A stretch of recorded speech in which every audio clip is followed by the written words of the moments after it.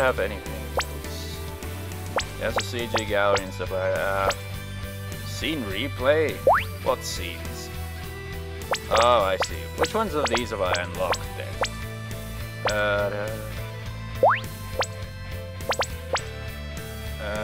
Yeah, those Makoto's ones. Yeah, let's see all these, shall we? There's prologue, the first day, morning, and all that. Got the evening. Asakusa is Makoto location. Akihabara is a Akira one. Ikebukuro is an Akira one. Ginza is a Makoto one. Shinjuku is a Makoto one. I haven't got that one or that one. Wait, if that's the case, I haven't even been to Shibuya yet! What the hell? You're telling me out of all these, and it was freaking Shibuya was the one of the like, how many locations? But I think it was actually the only location I have yet to go to in this entire game. By the looks of things, judging from this, with there being 3 Makoto ones here, I'm guessing Shibuya is a Akira location. So what's this one then? Wait, there's more to it than that, technically, isn't it? Yokohama, Akira epilogue. Wait, what? But what? Where's Makoto's one? I got Makoto's ending at some point. Did it not save or something, or what? What the hell? Sightseeing. Oh, I can't be asked to look at all this, but should I? It's got so much stuff on it.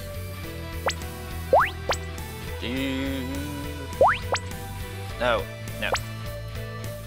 We look at the ones that we went to. We went to Akihabara, the world famous electric town. I was especially looking forward to coming here during my trip. The streets are lined on both sides with electric appliance and computer parts stores. What's this thing? Yamanote Line Tokyo Station. Yamanote Line Akihabara Station. But while it's a mega for electric hardware, it's also a mega for Japanese otaku culture. Images of anime and game characters are everywhere, and the stores are lined with elaborate figures and all kinds of toys. Music and video games there stock up on rare items from Japan and all over the world. They say a certain world-famous person always hits up the used record stores in Akihabara when he comes to Japan. You'll find tool shops and software stores in the mix as well, but the unpredictability of it just adds to the town's charm. Maybe it's because there were a lot of foreign tourists like me there, but the town has a very international feel to it. All over town there are signs written in English and Chinese, and many stores cater especially to foreigners. So if you're coming to the town looking for small parts and you don't speak any Japanese, you'll have a pretty easy time of it. There are also many guides. Maid costumes. Maids are very popular in Akihabara. There are many maid cafes where the waitresses will dress up as maids and serve you using maid-like expressions. Who speak English and will take you to a honey tour around town.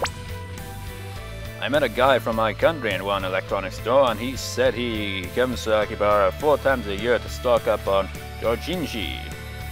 Books made by amateurs pooling their funds. It was originally a way of publishing literature, but more of it is manga nowadays. So when people say Jinji, they usually refer to manga. Some have original content, but many use characters from popular manga, anime, and games to tell their own new stories. He had a huge backpack like the kind you might take on a South Pole expedition, and it was full of books. He said the attraction was visiting over and over to make new discoveries. His passion was incredible, but it's even more incredible that a town exists to match it. I thought that changed that, just lights up. Okay, that's one. And Ikebukuro as well, didn't we? Access from Tokyo Station, Tokyo Station, Ikebukuro Station. Ikebukuro is one of the pillars of Tokyo, a massive-scale shopping district It's not as specialized as Akihabara. It's a town painted white with a variety of entertainments from electronics and fashion to food, amusement parks and museums. Ibukuro is Japan's leading shopping district, and there are parks full of famous shops that sell gyoza. Chinese-style cooking consisting of meat or vegetables wrapped in a thinly rolled dough made from refined flour. As Chinese cooking goes, it's as beloved as ramen. And desserts, alongside a multitude of French and Italian restaurants, but the town's true specialty is ramen. This is a lot of frickin' writing. By the way, I'm not like gonna read through all of these, just the ones we went to. Ramen is Japan's most popular form of Chinese cooking, and there are regional varieties all over Japan. Ikebukuro is famous for its wearing ramen shops who compete on various levels. We ate at noon, and a heavy soup perfectly suited the taste of the smooth noodles. We had a lot of fun. More about food. Tokyo is a town that has featured a variety of cuisines since ancient times during the Edo period, the era from 1603 to 1868, when the Tokugawa family held government control of the country. The period takes its name from Edo, the old name of Tokyo, which was the seat of government at the time. Provisional samurai had to visit Edo once every few years under the alternate attendance system, known as Sankin Gyotai. This was a law requiring provincial lords to travel from their distant provinces to Edo with huge retainers in tow. It was established by the government to keep these lords impoverished and under control. Obviously, those samurai longed for food of their province. That the man turned Edo into a place where you could enjoy food from all over Japan. If you read the diaries of the samurai, you can find references to them walking around and trying out different kinds of food every day. Even now, you can enjoy food from all over the country in Tokyo, and that passion for cooking has a long history. Ginza. Okay. We only went to 3 locations technically, didn't we? Oh, I see. I went to that location on my playthrough, and I also went to Shinjuku. That's why those are there. Shibuya is not. Shibuya, I imagine, is supposed to be here. Oh, I see what that other location is now. That other location should be the one that Makoto takes you to, but for some reason it's not there for some reason. Ginza is. Oh my god. 1 of 6? Oh my god. I can't be off reading that. It's just the frickin' trains. Ginza is a Japanese shopping district that flourished during the Meiji period. Covers the years 1868 to 1912 in Japan. Japan modernized during this period. The whole area burned down in a fire while Japan was in the midst of its push towards modernization, so it was built as an experimental model of a modern city. This was the origin of Ginza, which became Japan's first Western-style shopping promenade. At night, the streets are lit up with neon from department stores, bars, boutiques, and restaurants. The city was originally meant to cater to noble families, which may account for the town's upper-class image. There are lots of shops that sell food and wares at shockingly high prices. Though Ginza is known as an upper-class shopping district, it's also a culture town. The art galleries there comprise 1/4 of the galleries in Japan. Its kabuki theaters are also iconic. Kabuki is a type of Japanese theater that dates back 400 years to the Edo period. Yeah, we already read that one. Many people are familiar with its larger-than-life costumes and grand gestures. Kabuki maintains tremendous popularity today as a form of folk entertainment. Pictures of popular performers fly off the stands, just as they did in the days of Ukiyo-e. A popular form of visual art during the Edo period, these wood block prints could be mass-produced. They are said to have had a large influence on the Impressionist period of art. Japan's most famous kabuki theater is the Kabuki-za, constructed in Ginza in 1889. This theater continues to bring the long traditions of kabuki into the modern day. Can you imagine me being a Japanese history teacher? That'd be weird. Tokyo Tower is a broadcast tower constructed in 1958, just as Mount Fuji. The tallest point in Japan, 3,776 meters tall at the summit. It is meters, right? Because if it was miles, that's just freaking ridiculous. I don't know. It is the iconic image of Japan for people in my country. Many see this town as the iconic image of Tokyo. You never reveal what your town is to you, your country or whatever. The tower is also a symbol of Japan's rebirth after its loss in World War II, and its progression into an economic giant for the new age. The people who built the tower obsessed over the idea of creating the tallest broadcast tower in the world. It was the age where television was spreading over the world, and countries were in a race to build broadcast towers that could reach wider and wider range areas. Tokyo Tower's height was topped a few years later after its construction, but at the time of its completion it was the tallest tower in the world. I guess they could say it symbolizes Japan's ambition to rise from the ashes of war and become a superpower. The upper decks of the tower contain lots of tourist spots, such as an aquarium, which was awesome, and a haunted house. We didn't see no haunted house! Why didn't you include that? There are restaurants and even shrines, so there's a lot to do besides just going to the observation deck and watching the scenery. Of course, the view from the observation deck is amazing. You can take in all of Tokyo at a glance, and on clear days you can even see Mount Fuji.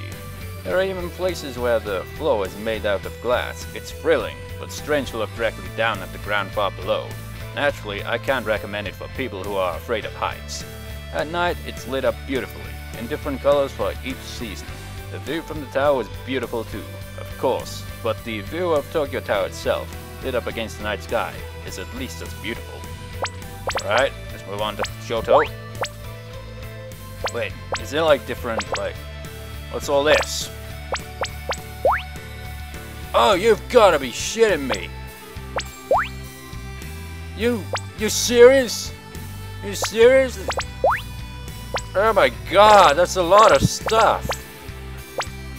Holy shit! Okay, might as well. Wait, we already... No? Tokyo Tower, Ginza... What? Oh, I see. Wait. Oh, I see. It's like a little chapter thing for each of them. Okay, fair enough. Kyoto was the capital of Japan for over 1,000 years, from 794 through 1867. It was largely spared during the fire bombings of World War II, so many of its priceless historical landmarks remain to this day. This part's probably gonna go on a long time just reading all this. Metropolis of 1.4 million people. The city streets are modern, but have a completely different atmosphere compared to a city like Tokyo. Maintain that atmosphere, extremely tall buildings and large-scale shops are forbidden in the city. And the historical city streets blend well with nature. Unlike the dazzling, ever-changing Tokyo, the people and the buildings have a settled feeling in many ways. They are refined and lacking in the sort of boorish usually associated with the country. Gion is a Kyoto pleasure district that's been around since... Pleasure district? Okay. Since ancient times, and the houses and streets still maintain their antiquated appearance. Wooden houses line the stone streets, making for an elegant and dignified thoroughfare. The town originally developed along the road to a shrine called the Yasaka Shrine, and prospered as a place catered to merchants and artists, most famous for its girls called Meiko. Meiko are said to be around 15 to 20 years old. Meiko is a name given to apprentices when they are fully trained. They are called Geiko, who perform songs and dances at restaurants and inns to entertain the customers. If you walk around the town, you might see these white-faced, kimono-wearing Meiko strolling around. You can even have your picture taken with them to receive strict training on how to walk, how to stand, and even how to greet people, so they were attractive in their elegance. I imagine the quality of the girl's appearance carries over from the aesthetic of ancient Japan. The Kinkaku-ji is one of the most famous sightseeing spots in Kyoto. It was erected by a noble in the year 1224, but when his grandson was executed for an attempt to kill the emperor, it was abandoned for some time until the 14th century when Japan's ruler Ashikaga Yoshimitsu 1358-1408, the most powerful man in Japan in the 14th century. He ushered in the golden age of the Muromachi period, 1336 to 1573. Took over its reconstruction in the year 1397 and made it his center of politics. The nickname Kinkaku-ji derives from its famous golden walls, and that gold was affixed during this time period. The temple's gaudy appearance is very eye-catching, but the landscape that surrounds the Kinkaku-ji is even more amazing. During the days when Ashikaga Yoshimitsu centered his politics here, it was called the Hana no Gocho, Flowered Palace, because flowers bloom there all year round. Some space away from the dignity of the gardens, the building stands alone, glittering in its reflection on the water. I think that the poetry of the Kinkaku-ji is not just in the building itself, but how it stands amidst the spectacular surrounding it. Spectacle, I mean. A Zazen Kai is held at the Kinkaku-ji on the 2nd and 4th Sunday of every month. I got to experience it during my trip. Zazen is the emblematic spiritual practice of the Zen religion, and it still goes on at temples in Japan. You sit with crossed legs in a Japanese-style room, close your eyes and meditate. A monk walks around the room with a flat wooden stick. If you enter into worldly thoughts during your meditation, the monk will realize it, move around behind the person, and rap their shoulder with this stick. It makes a loud sound when it strikes, but it doesn't hurt very much at all. You feel very at peace during Zazen. Listening to the sounds in the trees around you, you start to feel as one with nature. And when you open your eyes at the end, there's a refreshing feeling that's like being reborn. It's a very strange sensation. You know, how's this history lesson, viewers? I am your sensei for today. I teach you Japanese history by reading it. I don't really know it. Might as well for it, but didn't like click on it. Kyoto Station, City Bus 50, 55, 59, Rishima Meikan, University, 7 minutes walk. The Ryoan-ji was a temple erected in 1450 and strongly reflects the Zen ideal. Zen is a sect of Buddhism which encourages its practitioners to draw closer to the Buddha's spirit through rigorous spiritual development. The garden gained worldwide fame when Queen Elizabeth praised it during her visit to Japan in 1975. This made it very popular with foreigners and triggered an international Zen boom. The Ryoan-ji rock garden consists of white sand spread over an area 22 meters wide and about 10 meters deep and set with 15 stones. You know, Zen boom, it sounds like some kind of attack, doesn't it? It's for a video game or an anime, like Zen boom! The sand and stones are made to resemble islands floating in the ocean. The abstractness of the rock garden contrasts with the natural foliage surrounding it, creating a bizarre atmosphere. There are 15 stones in the Ryoan-ji rock garden, but aside from one spot, there is no place from which you can see all 15. But was that one? Zen encourages the abstraction of reality, so many believe that the placement of those stones has a hidden meaning. They say 15 considered the perfect number in Eastern cultures, so it may be representing the idea that perfection is unattainable by humans. Alternatively, there's a theory that they intentionally created an imperfect system because the perfection of things always signals the beginning of their decline. Ryoan-ji also has a pond called the Kyoto-ji, which is surrounded by sakura, yuki yanagi, and kaida trees that make for a peaceful and serene view. It is particularly beautiful in spring when the sakura bloom, and in fall when the trees take on their autumn colors. The Kiyomizu-dera is a historical temple built in the year 778, and famous as a World Heritage Site. The most striking thing about it is how the main hall juts out from the mountains, offering a superlative view of the houses of Kyoto from above. On the slope of the mountain, huge wooden pillars up to 12 meters in diameter stand. Supporting that would be called a stage in front of the main hall. Visitors can stand on that stage and look far down below. The building's amazing presence combines with its structural beauty to create an even greater impact. The phrase "jump from the stage at Kiyomizu" is used as a metaphor for courage, and jumping from it really does seem like it would take courage, or stupidity. According to historian statistics, there are 234 cases of people jumping off the stage between 1694 and 1864. The survival rate was 85.4%. Even so, I don't really like making the jump myself. Feel like it, I mean. There's a place called the Ottawa Waterfall near the Kiyomizu-dera, which is the origin of the temple's name in English. Kiyomizu-dera means the Temple of Pure Water, which refers to this Ottawa Waterfall. It's actually 3 small waterfalls, and there's an old legend that those who drink from it will gain various good fortunes. Fortune in academics, fortune in love, and long life. But I got a little carried away and drank from all 3 of them, which they say is an act of greed that cancels out any good effects. Meh. That's funny.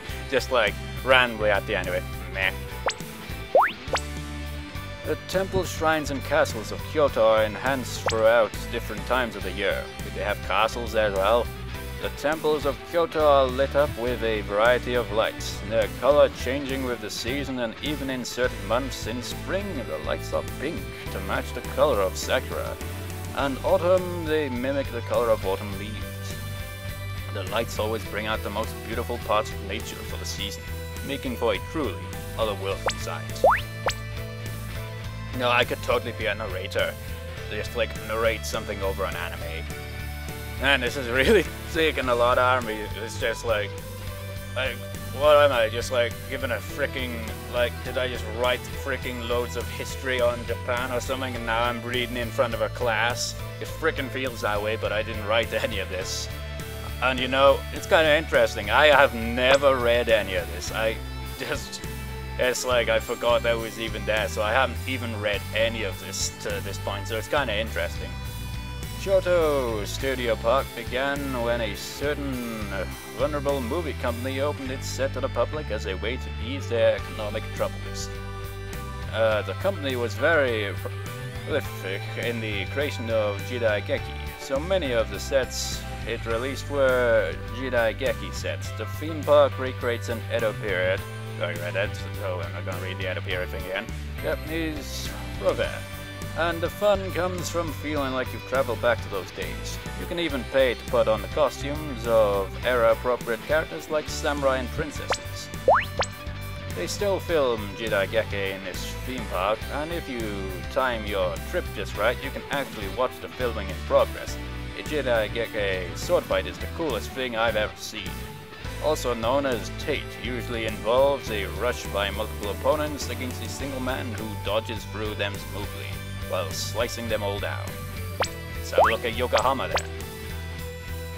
To be honest, the view isn't that great when you come during the day. The mountains nearby aren't bad, but the highway is always in your field of gion, so it feels like it should be called Highway View Park. Tokaido Main Line, Tokyo Station, Tokaido Main Line, Yokohama Station. Minotaur Mimei and line Matamashi Chukai Station, 7 minutes walk. Probably, like, said most of that wrong. However, the night view is one of the most spectacular in all of Yokohama. The arches of the Yokohama Bay Bridge, what is that? An 860-meter suspension bridge erected in Yokohama in 1989. Lit up and sparkling, visible on the other side of the harbor, and they say it's very beautiful. It's a popular date spot, and at night it's full of couples who came to take in the amazing view of the harbor at night.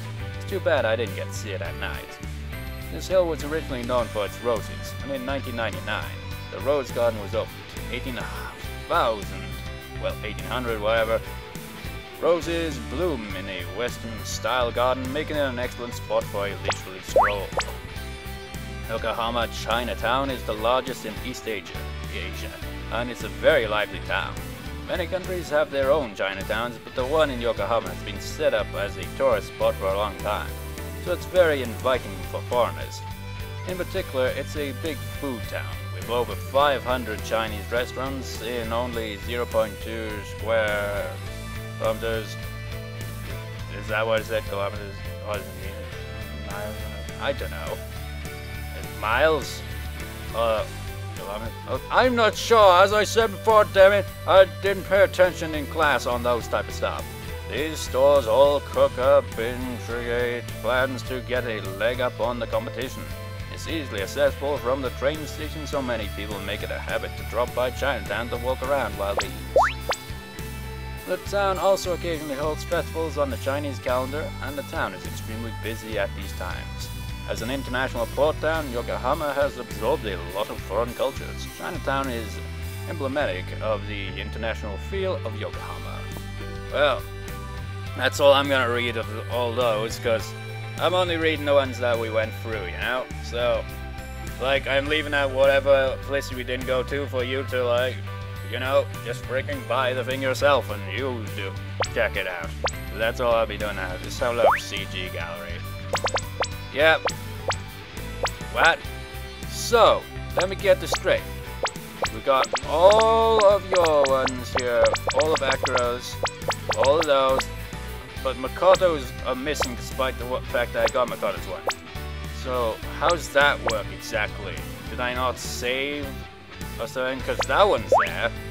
See? He's got no eyes there as well.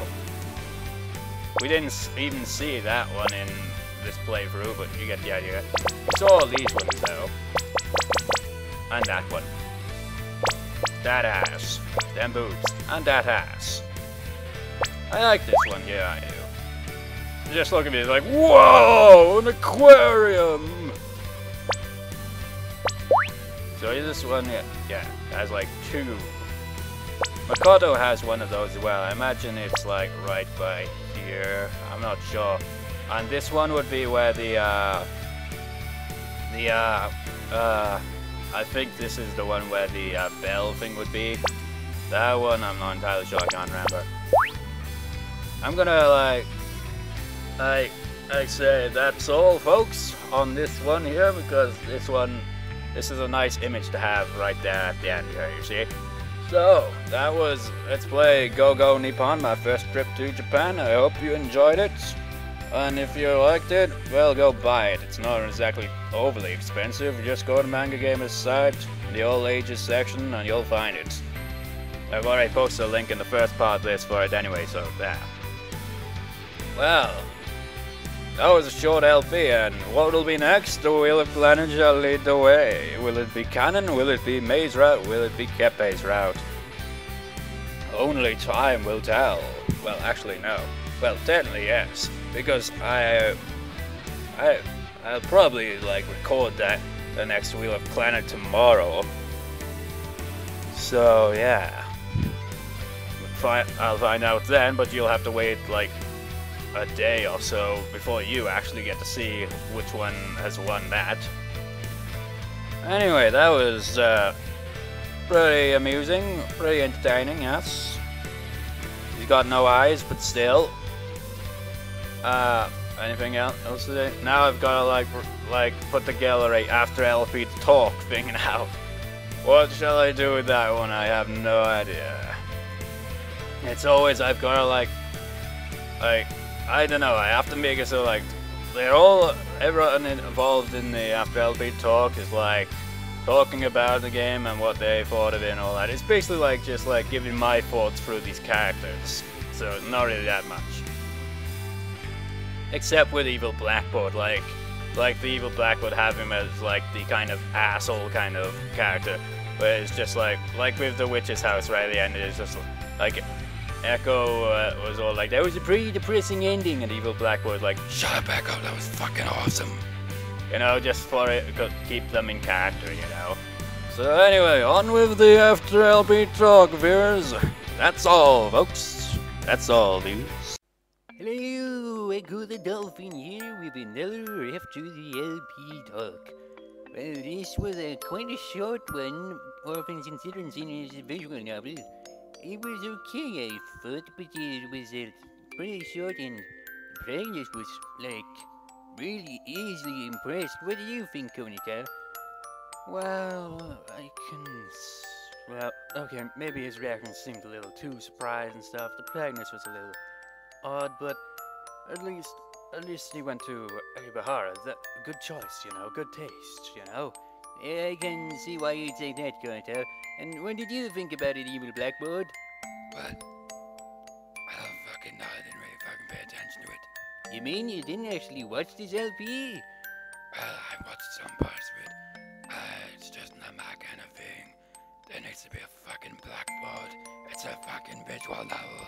Where's the blackboard, damn it? Well, because this one wasn't based in a school, so there was no blackboard, Evil Blackboard. Damn it. I couldn't even troll them at all. Son of a bitch. Well, I wonder what the next route will be. If it'll be a clannad route or it'll be canon. Either way, I'll get to make my return in those. Well, I guess so. Well, also, have any of you seen Mr. Henry Squash? He wasn't here in the last After LP talk. Wahahaha! Here I am! Oh, there you are. Where have you been, Mr. Enemy Squash? Wahahaha! Okay, guys, I need you to, hear me out on this one, but, Miku is still after me because I stole another of her leaks, you see, and, I need a place to lay low for a while, so, any of you, would let me just, stay, it would be much appreciated. I don't know about that. You can't really live in the sea, Mr. Enemy Squash, since you are a butternut squash. Yes, I know that. How about you, Kanta? No. Oh, come on, help a squash out. How about you, Evil Blackboard? Fuck off. Oh, I knew you'd say that. Oh, darn it.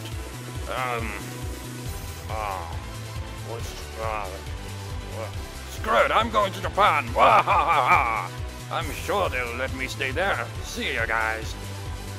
Well, that was weird. So Miku is really still mad at him?